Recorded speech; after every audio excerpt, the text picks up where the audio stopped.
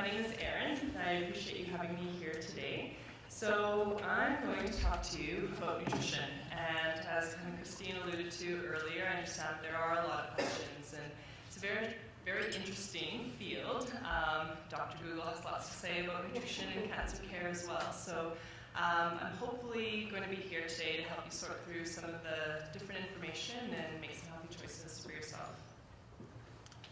So we'll talk a bit today about what food can do for you. So times like this sometimes make us rethink about, what can I do to change my lifestyle? Is there something I did before that maybe I should improve? It gives us this kind of feeling of control or something that we can do to help ourselves, and that can be really important. We're going to talk a little bit about healthy weights through treatment as well, eating well during therapy, managing other conditions. So kidneys are very delicate organs, and they can really affect the way our body handles the foods that we eat. So everybody might have different considerations in this area, but I'm going to talk to you a little bit more about that and how to keep your kidneys healthy going forward.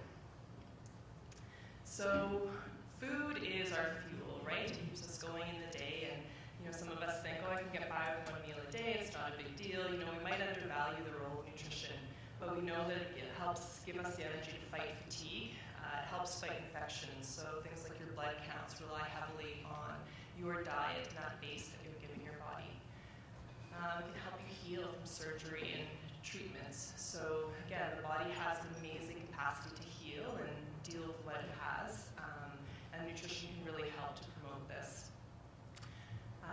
One of our main focuses at the Cancer Center is maintaining people's muscle mass. So I'm going to talk a little bit more about this when it comes to healthy body weights, but keeping that muscle mass throughout treatment is a really important piece of the puzzle, and it really helps to promote recovery as well. We want to be able to give you a better quality of life so you can enjoy the things that you want, even if that's a bit of coffee or a chocolate treat. So unfortunately, as it was kind of alluded to in the earlier research, we really don't have a lot of good information as to what causes kidney cancer when it comes to diet. So we hear a lot of different things, possibly, maybe it's the sugar, maybe it's our diet. Again, there's really no conclusive evidence. One thing that we do see is body weights can have a factor with this, but my concern with worrying about this risk factor is we don't want you to be thinking about this through treatment. So as I kind of mentioned before, muscle mass is really important. We sometimes have people come in and say, I can stand to lose a few pounds. I'm not too worried about it. But the weight that you tend to lose through treatment is muscle mass. The muscle is your body's reserve of protein. So when you need extra protein to heal from surgery, when you need that protein to build up your white blood counts, if you don't have it in your diet, it's coming from your muscle. And that over time will make you feel more weak, less physically capable, and it can lengthen your recovery time as well. So we really are focusing on trying to maintain a stable body weight for people. We do see that weight loss through treatment tends to have more complications. So there's a lot of different diet recommendations that might come out depending on your specific treatment. So I know one of the major side effects of treatment can just be decreased appetite or decreased interest in food. So even though you have to eat, you may not feel like eating. And this can be really tricky for the caregiver. It's, what do you want to eat today? I don't know, I don't care, it doesn't really matter. And this can create a lot of stress and a lot of friction in the home as well. One thing that I find really helps with that is smaller, more frequent meals. So people might be used to having 1 or 2 main meals a day, maybe just 3. Breaking it up through the day kind of helps so that you have a little something in your stomach. You tend to digest and absorb those nutrients a lot better. They tend to decrease the overall load on your body, including on your kidneys. And it tends to help support that energy. And then that way, if you kind of come to dinner and you're like, you know what, I'm not really that hungry, I'm just going to have a couple of bites, that's okay, because you've had these small amounts throughout the day, and that overall will help support your health. Protein-rich foods are really important to get to maintain that muscle mass. So things like eggs can be good sources, dairy products, meat, fish, beans and lentils, nuts and seeds, whey protein and nutritional supplements are other good options. Now, this can be a very personal thing for people. people. So maybe diet restrictions that they have might impact their protein choices. Maybe things like being vegetarian or having other beliefs with your diet can also impact where you're getting your protein from. So this might be something to consider. Choose healthy fats, and those can help maintain your weight. So sometimes we become a little bit fat phobic in our society, and now we're seeing the tides change again, and now fat's okay, but it's always good to include those healthy fat sources. So things like olive oil, canola oil, fish oils, those can give you those healthy fats to keep that weight stable when you're not eating as much as you normally would. Make sure you get enough fluids. So I did see questions like, how much fluid do I need? I never get a specific recommendation. People might hear, oh, drink 2 liters, drink 8 to 12 cups, and that can vary a lot.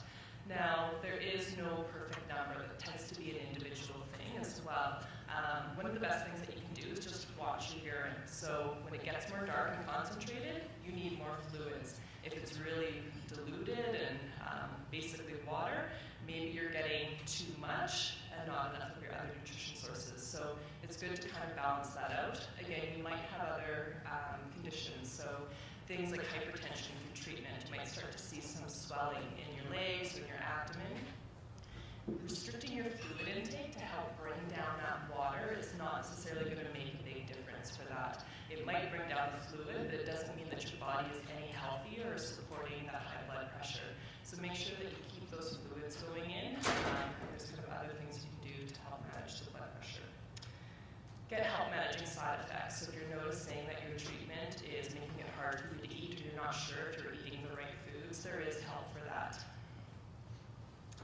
So if you're not tired of me after today, we do a class at the Tom Baker, and this is open to anybody. There's no registration required. We do it on the 1st and the 3rd Wednesday of the month. So this Wednesday coming up, you can come.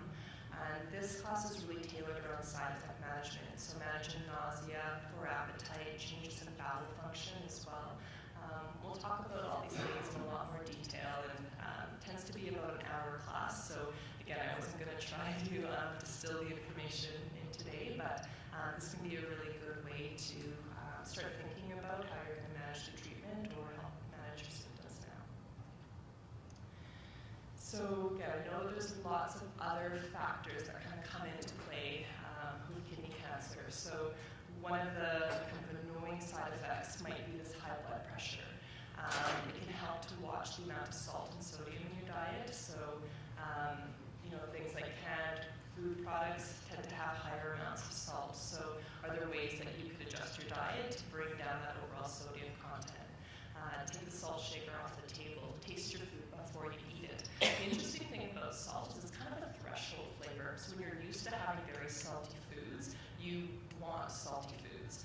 When you get used to kind of decreasing the amount of salt in your diet, you go back to that level again, everything tastes incredibly salty. So you can actually kind of work down to kind of bring that threshold so you can taste foods in a different way. I mean, I know taste can also be a real challenge through treatment, so you might notice that foods don't taste the way that they used to. It's easy to blame it on the cook. It's usually not their fault. So, again, you might reach for the salt shaker, try to kind of get some more flavor out of it. There's other ways of enhancing the flavor of your meals that better support your health. Now, there's a lot of information out there. You might read about kidney cancer, things like restricting potassium or restricting phosphorus. These tend to be very individual restrictions depending on your current conditions. So if you have one healthy kidney and your lab values are good, your creatinine is good, you probably don't need to be restricting these foods. It's not going to prevent any problems with that kidney. But if you are on dialysis or you do have high blood levels, things like potassium and phosphorus, then you might require restrictions. So only follow them if it's recommended. Again, if you're not sure if that's for you, you can always speak with a dietitian. So kind of on that idea of blood sugars or blood sugar control as well, that kind of smaller, more frequent meals works really well with that too. So conditions like diabetes, or if you just find that you're concerned about kind of the sugar load in your diet, try to keep whole foods on the table and choose a high protein choice with every meal and snack. So by combining those food items, you're going to digest your food slower, release that sugar into your bloodstream a lot slower as well. So you have a sustainable carbohydrate intake throughout the day. You're going to feel a lot better, your blood sugars are going to be a lot stable, and it tends to also help with things like nausea and fatigue. So overall, a good thing for everybody to do. So keeping your kidneys healthy, exercise is a really important thing. So exercise kind of helps pump everything through the body. It helps with filtration of the kidney. After your treatment, once things settle out, maybe there's a time to work towards achieving a healthy body weight. Moderate your protein intake. So again, it's important to include high protein foods, but you don't want to overdo it. So this is a time where you might have to be cautious about supplements. Whether or not taking these kind of bodybuilder formulas is really the best thing for you to promote your health. Enjoy more plant-based foods. So there's a lot of nutrition in plants. This is fruit, this is vegetables, these are whole grains, these are vegetarian sources of protein. They tend to promote this kind of decreased inflammation. They provide antioxidants to help limit cancer-causing materials in our body, so it can really help for further prevention and reducing the risk of reoccurrence.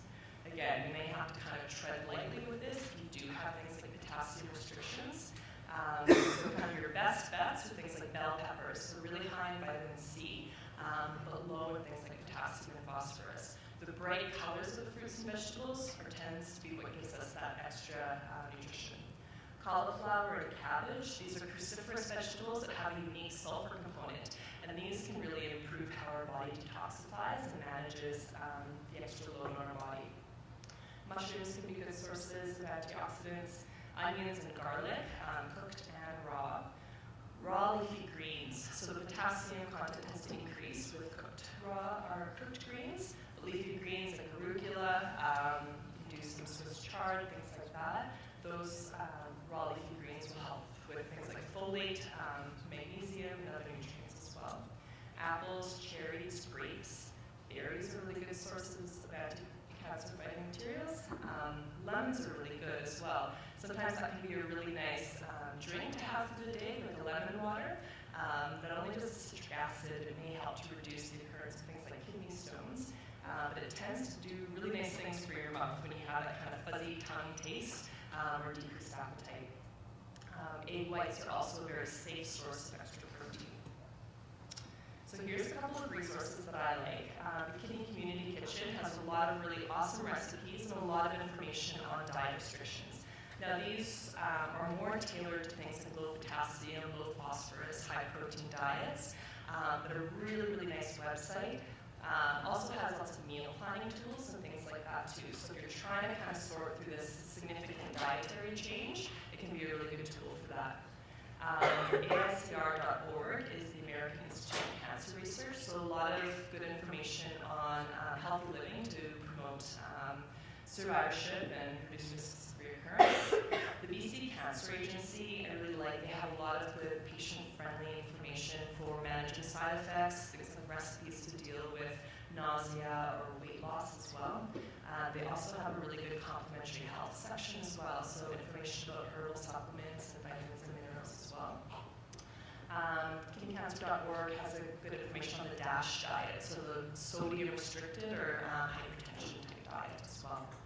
So I kind of, kept the presentation short. I was hoping to be able to take questions, just to give you guys some more information if you need. Okay, fair enough. So I'm unfortunately unable to stay for the panel today, but I will leave my information with Heather. So if you have any questions, one of the great services that we provide at Tom Baker is one-to-one patient consultations as well. So if you do have a lot of these personal questions about what a healthy diet is for you, and you need to kind of sort out some conflicting information, then send us a phone call, and you can just self-refer. So leave your name, your phone number, and the Alberta Cancer Board number if you can, and that will make sure that we properly identify you, call the right person, and hook you up with a dietitian. Great. Thanks for your time.